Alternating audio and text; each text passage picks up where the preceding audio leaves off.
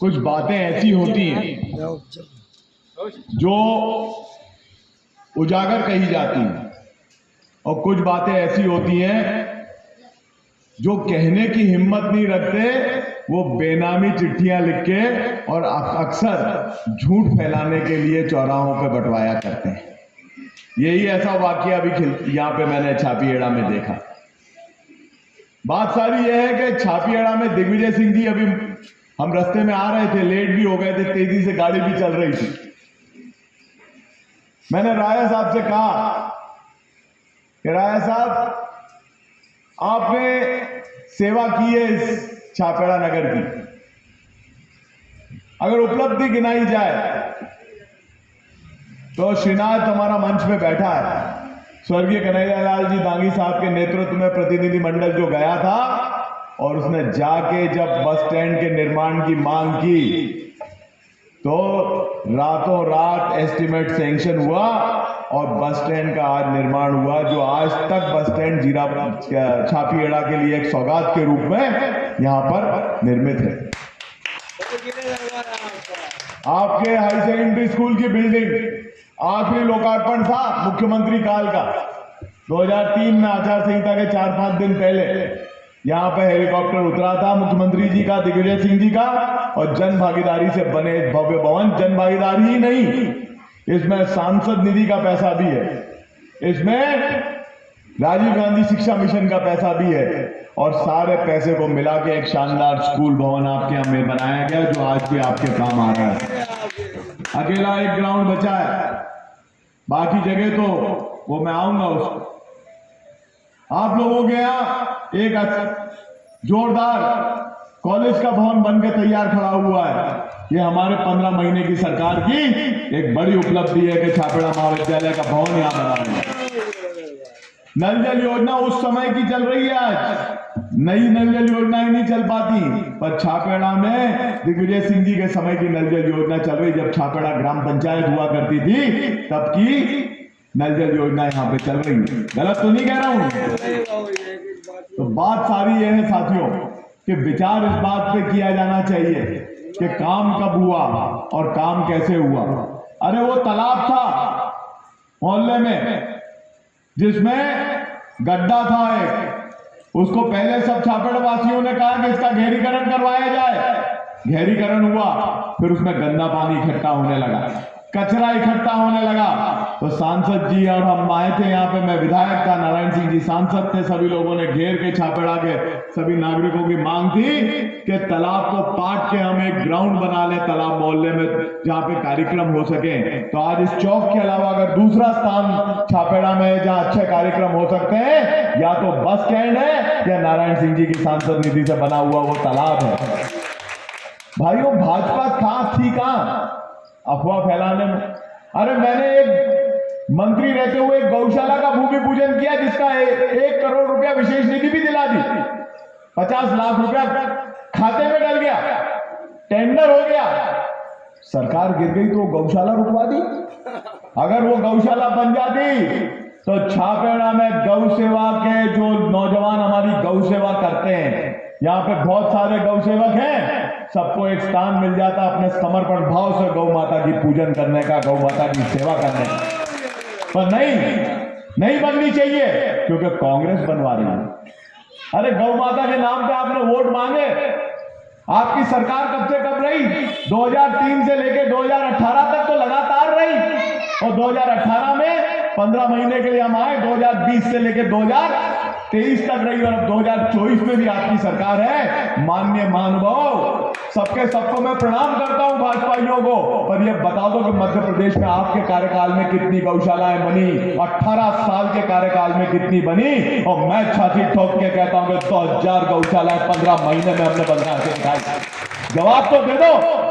और आज जो वो गौशालाएं हैं खाली पड़ी हुई, 20 रुपए देते थे कमलनाथ जी गौशाला में प्रति गौवंश, एक निराश्रित गौवंश के संरक्षण के लिए 20 रुपया प्रतिदिन की राशि मिलती थी कमलनाथ की सरकार में। हाँ, हम धर्म विरोधी हैं क्योंकि हम 20 रुपया गौ माता की सेवा करने के लिए देते थे, और आप धर्म प्रिय हैं क्योंकि आप 1 रुपए 26 पैसे देते हो। शर्म नहीं आती? गौ माता का भी सेवा का मोल इतना छोटा कर दिया आपने। अरे शर्म आनी चाहिए आपको। आप कहते हो हमने मेडिकल कॉलेज बना दिया राजगढ़ में। कैसे बना दिया आपने भाई मेडिकल कॉलेज? हमने 18 महीने की सरकार में प्रस्ताव बना के दिल्ली भेजा। 60% हम देते हैं, 40% दिल्ली से आता है। आपने क्यों नहीं भेजा?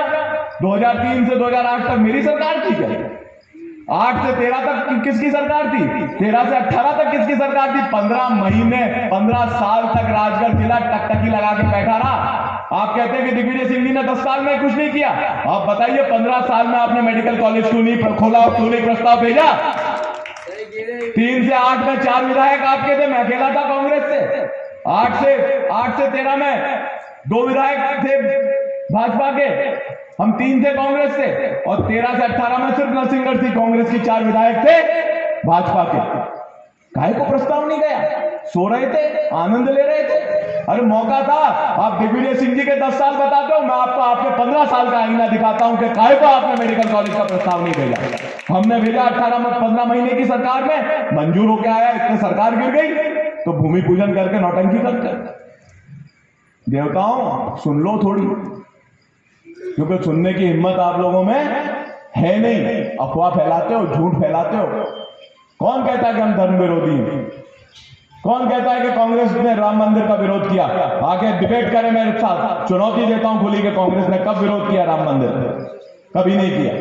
अयोध्या में राम मंदिर बने, ये राजीव गांधी जी का भी सब, नरसिम्हा राव जी भी चाहते थे, पर हम 2 समुदायों के बीच में लड़ाई नहीं चाहते।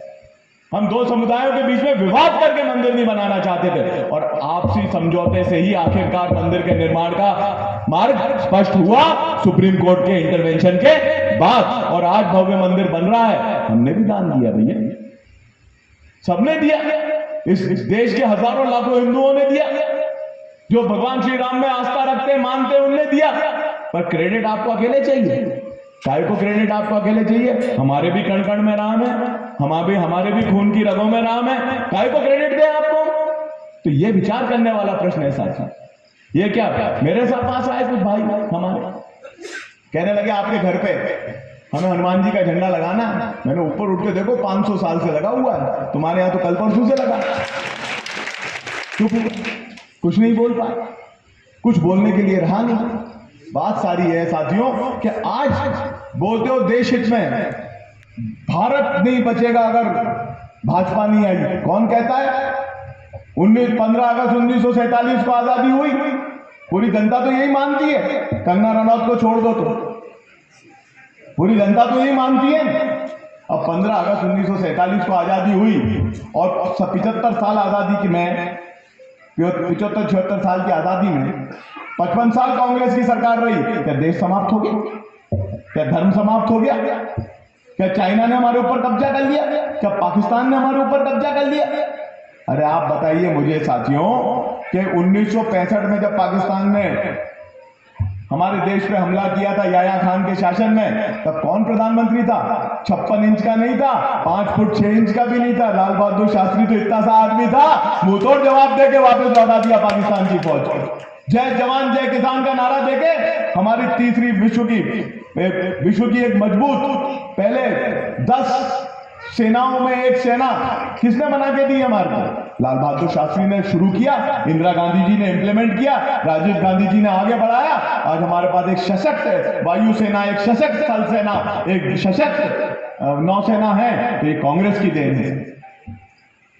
जब 1971 में देश पे फिर खतरे मंडराए, 15 दिन के अंदर इंदिरा गांधी जी ने जो मुंहतोड़ जवाब दिया, सिर्फ पाकिस्तान को नहीं पूरे विश्व को। 7वां बेड़ा आया था, अमेरिका ने अपनी नौसेना भेजी थी भारत को डराने के लिए हिंद महासागर में, और हिंद महासागर में अमेरिकी बेड़ा खड़ा रहा और भारत ने बांग्लादेश के ऊपर कब्जा कर लिया। जनरल नियाजी से घुटने टिकवा लिए और 90,000 पाकिस्तानी सैनिकों का आत्मसमर्पण करा लिया। आप भी करा लो यार, कौन मना कर रहा है आपको?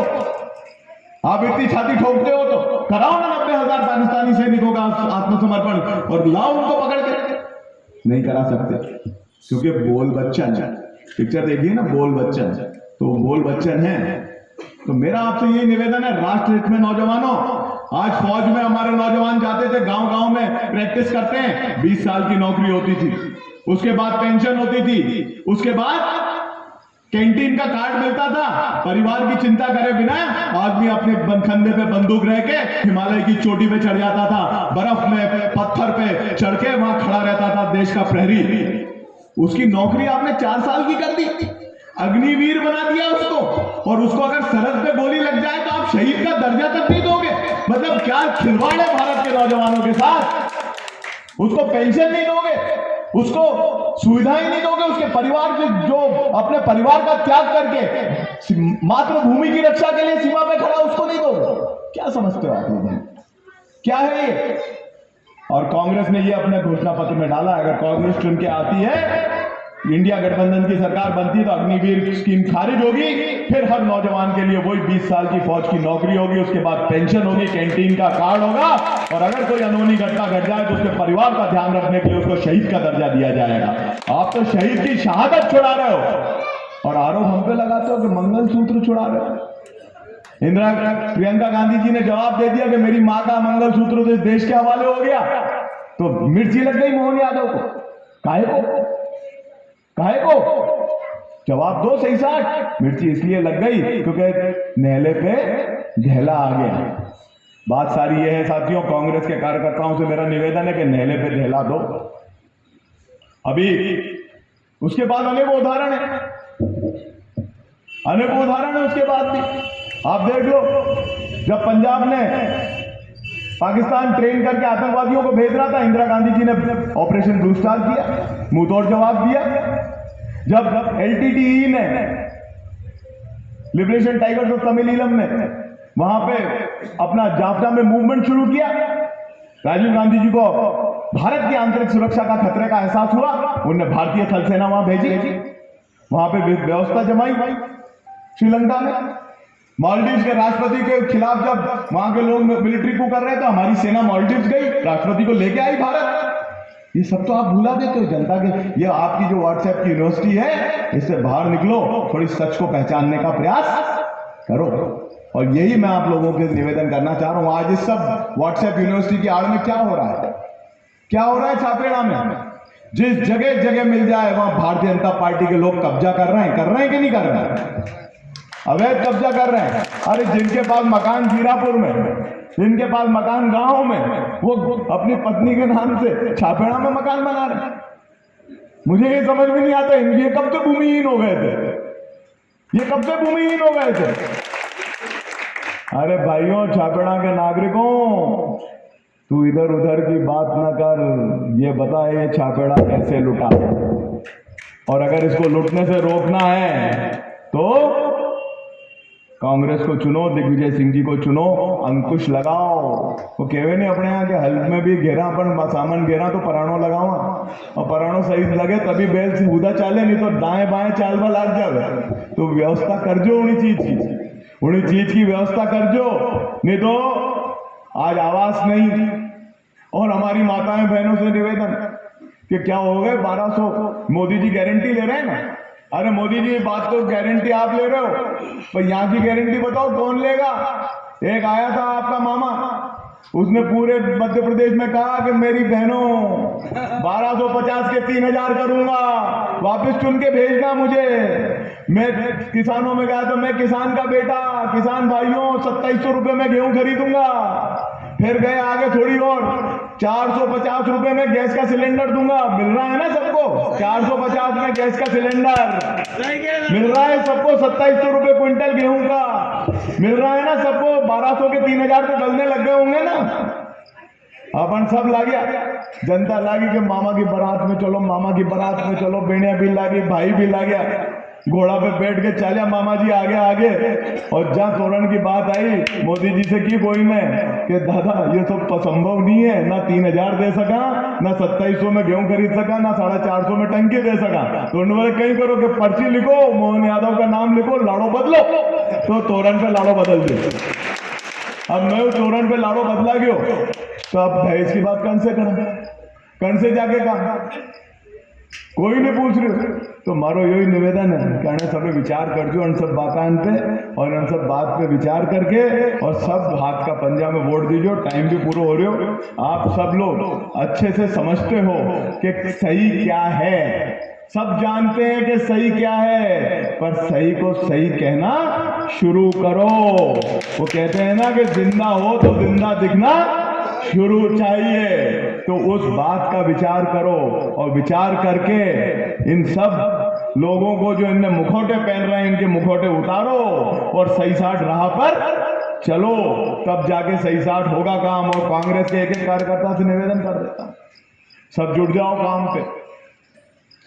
अब जो छेवड़ो काटे को दिख रहे हो माया भी कुण काट रहे हो और कुण नहीं काट रहे हो, तो उन्हीं पे विचार करो और सब मिलकर कांग्रेस पार्टी में। अब राजा साहब ने कही कि मेरा आखिरी चुनाव, यही कही ना साहब ने कि मेरा आखिरी चुनाव है, क्या हमारा दायित्व नहीं बनता कि इतना सब जिसने छापेड़ा को दिया है उसको हम एक वोट दें, उसके आखिरी चुनाव बनता है कि नहीं बनता? आप बता दो, बनता है कि नहीं बनता? हाथ खड़ा करा लोगे, कर दो, बनता है। तो यही मेरा आपसे निवेदन है, सब मिलकर आज यहां पर ये प्रण लें कि इस प्रकार की भ्रमक प्रचार से, मिथ्या प्रचार से सही और गलत को पहचानो, अपना आईना सही रूप से देखो, अपना चेहरा भी सही पहचानो। देश के लिए क्या जरूरी है? कांग्रेस जरूरी है। आज स्टिकर चिपक रहा है मोदी का परिवार। मैंने अभी कहा जीरापुर में कि जिस घर में 5 बेरोजगार वही मोदी का परिवार।